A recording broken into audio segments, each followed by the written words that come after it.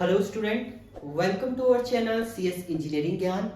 आज के ट्यूटोरियल में हम लोग देखेंगे थ्रेसिंग का कॉन्सेप्ट। अब इससे पहले हमने देखा था आपका मेमोरी मैनेजमेंट, जिसमें हमने पेजिंग सेगमेंटेशन देखा था आपका। उसी का एक टॉपिक है आपका थ्रेसिंग। ये बहुत ज़्यादा पूछा जाता है आपके एग्जाम में, उसके अलावा कंपटीशन एग्जाम में इससे रिलेटेड क्वेश्चन आपके आ जाते हैं। तो थ्रेसिंग एक्चुअल में होता क्या है वो हम लोग यहाँ पर चेक करेंगे। तो पहले मैं थोड़ा सा एक थ्योरी आपको बता दूं कि थ्रेसिंग एक्चुअल में होता क्या है, फिर मैं प्रॉपर आपको एक्सप्लेन करूंगा थ्रेसिंग की कंडीशन। तो threshing is in operating system is a phenomena that occurs in a computer operating system when the system spend an excessive amount of time।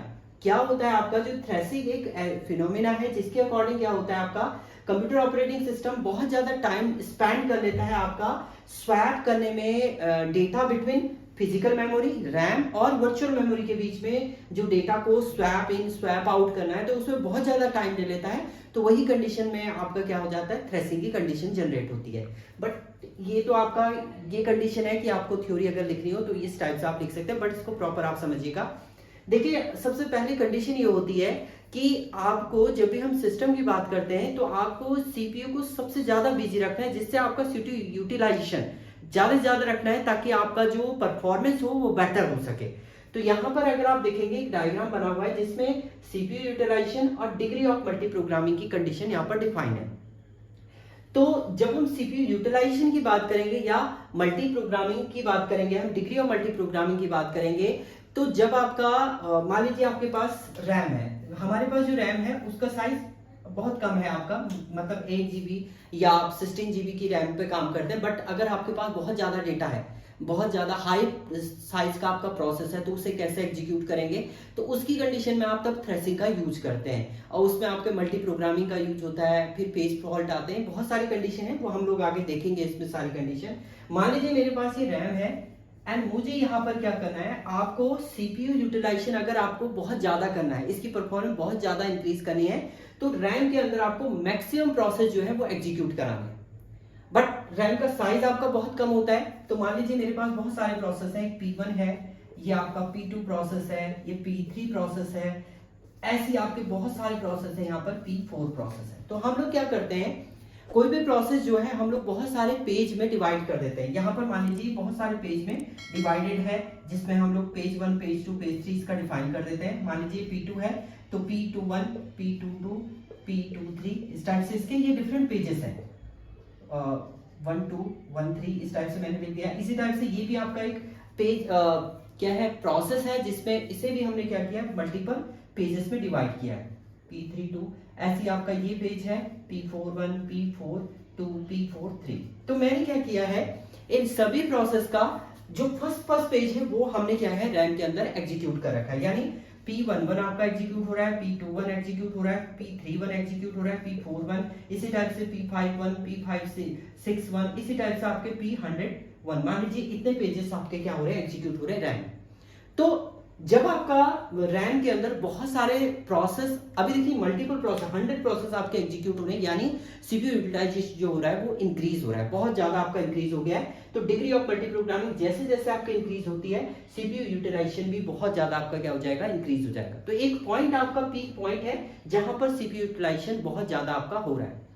मान लीजिए इसमें सीपीयू ने डिमांड किया आपको पेज नंबर ऑफ P11, तो ये गया मेन मेमोरी के पास, इसे मिला, एग्जीक्यूट हो गया। इसी टाइप से सीपीयू ने डिमांड किया P21, वो पेज भी इसको मिल रहा है। ये देखिए आपके मल्टीपल प्रोसेस एग्जीक्यूट हो रहे हैं। P आपका 1 वाला प्रोसेस है, ये 2 3 4 5 ऐसी इसने डिमांड करी P31 प्रोसेस की, उसके फर्स्ट पेज की डिमांड करी, वो भी मिल गया आपको रैम पे, तो वो एग्जीक्यूट हो गया। इसी टाइप से आपका P41 है वो भी मिल गया, P101 है वो भी आपका मिल गया है। तो प्रॉपर आपका एग्जीक्यूट हो रहा है और आपका सीपीयू यूटिलाइजेशन बहुत ज्यादा इंक्रीज हो रहा है, एकदम से इंक्रीज हो चुका है, यानी मल्टी प्रोग्रामिंग जहां पर आपकी बढ़ रही है। बट मान लीजिए कुछ टाइम बाद एक कंडीशन ऐसी आई, सीपीयू को जरूरत पड़ी P12 की जरूरत पड़ी, तो देखेगा वो रैम के अंदर देखेगा P12 तो अवेलेबल है ही नहीं, यहाँ पर तो इसको मिल नहीं रहा है, रैम के अंदर नहीं मिल रहा है।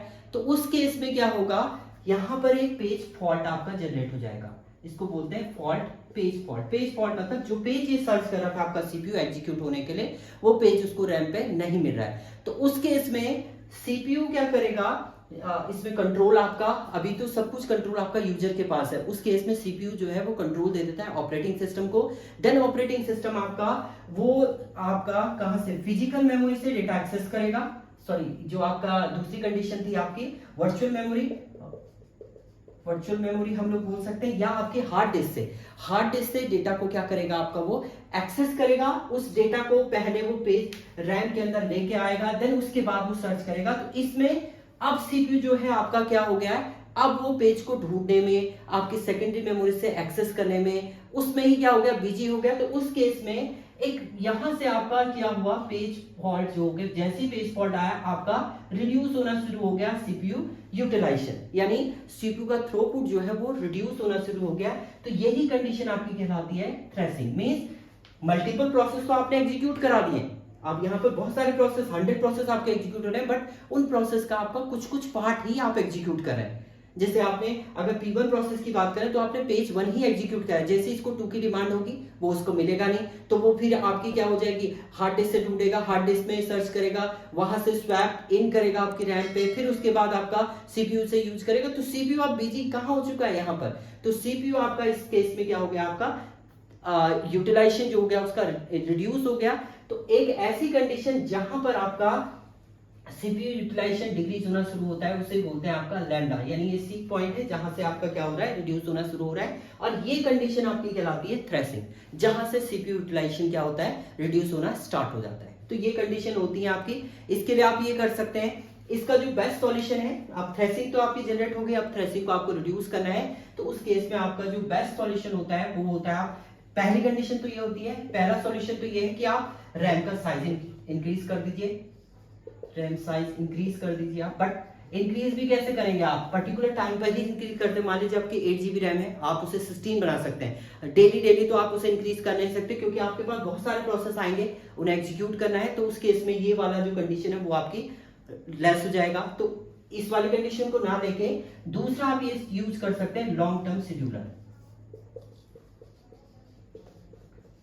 लॉन्ग टर्म शेड्यूलर में क्या होता है आपका, लॉन्ग टर्म शेड्यूलर आपका डेटा को सेकेंडरी से प्राइमरी मेमोरी में एक्सेस करने में थोड़ा सा हम लोग उसे क्या करेंगे, जब सीपीयू सर्च करे रैम से तो वो मल्टी प्रोग्रामिंग को रिड्यूस करते हुए चले, मतलब कम से कम मल्टी प्रोग्रामिंग को एक्सेस करे। अगर एक प्रोसेस आ रहा है तो कुछ टाइम बाद आपका दूसरा प्रोसेस एग्जीक्यूट हो, फिर कुछ टाइम बाद आपका तीसरा प्रोसेस एग्जीक्यूट हो, में एक सीक्वेंशियल ऑर्डर में ना हो, फटाफट आपके एग्जीक्यूट ना हो, तो कुछ टाइम मैनेज होके चले। तो लॉन्ग टर्म शेड्यूलर आपका पूरा प्रोसेस करता है कि आपका सेकेंडरी स्टोरेज से एक्सेस करेगा, फिर वो प्राइमरी में लेके आएगा।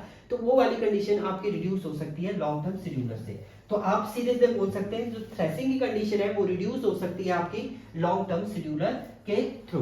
तो ये पूरा कॉन्सेप्ट आपका थ्रेसिंग का सिंपल याद रखना है। थ्रेसिंग की कंडीशन तब जनरेट होती है जब आपका प्रोसेस तो एक्चुअली मल्टी प्रोग्रामिंग की कंडीशन तो हाई है, मल्टी प्रोग्रामिंग एग्जीक्यूट हो रहा है, बट किसी प्रोसेस को उसी एक प्रोसेस के किसी दूसरे पेज की डिमांड है वो उसे नहीं मिल रहा है। तो उस केस में वो क्या करेगा, आपके सेकेंडरी स्टोरेज से डेटा को एक्सेस करेगा, देन उसको प्राइमरी में लेके आएगा, फिर ये स्वैप इन स्वैप आउट की कंडीशन होगी।